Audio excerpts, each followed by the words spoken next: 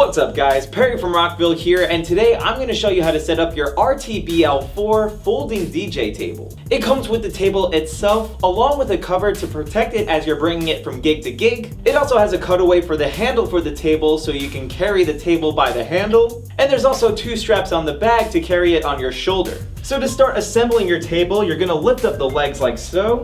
Then you can use these pins to lock your legs in place by running it through the holes here. You'll just want to make sure that the brace of the legs here are pushed all the way down so that you can easily push the pins through these holes. You can also adjust the height of the table by using these latches here. So you can pull on the latches like so, and then you can just extend the legs to a desired height. And once you find the height, you can let go of the latch. And from here, you might have to adjust a little further until you hear a clicking sound. Once you hear that click, you'll know your leg is secure.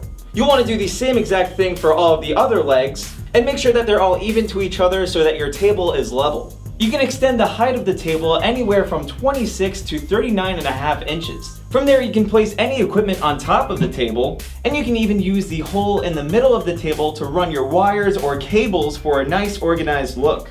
The table itself can hold up to 180 pounds. You can then place your DJ facade right in front of the table to finish your DJ setup.